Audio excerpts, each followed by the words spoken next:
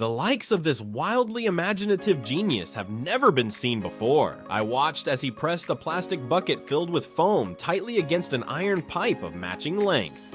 He then drilled through the handle, securing it with screws. Next, he cut a slanted notch on the side, creating a small opening where he could rest the sturdy screw that had already been fitted with wheels.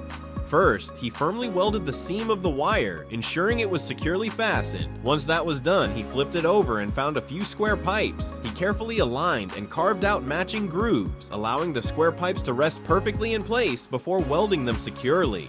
Above, he drilled the necessary small holes, allowing the matching vertical supports to be assembled into a frame. At the same time, the guy, without pause, took the plastic bucket meant for the base and the lid and cleanly sliced it in half at the middle.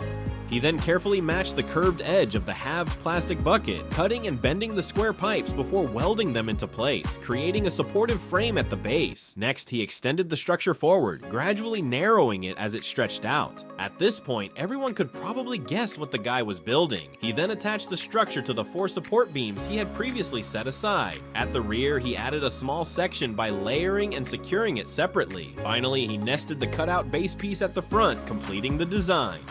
Next, he prepared an undamaged screw jack and inserted it through the threaded rod. He added a wooden piece, drilling necessary screws into it according to a paper template. Using a power drill, he installed it and tested the fan blade's rotation, ensuring the tension was just right. Finally, he inserted it into the slotted iron pipe, carefully aligning it with the visual guide. He made sure the plastic wind-blocking panel fit perfectly, not too tight or too loose, but that wasn't enough. He then cut a piece from an old plastic sheet and installed a small hinge, allowing it to open and close smoothly. Finally, he covered the surface with a layer of insulating foam board to complete the setup.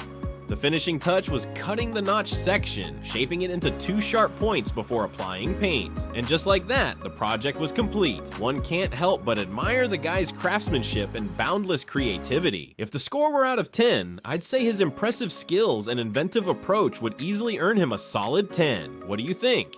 That's all, folks. Be sure to subscribe for more.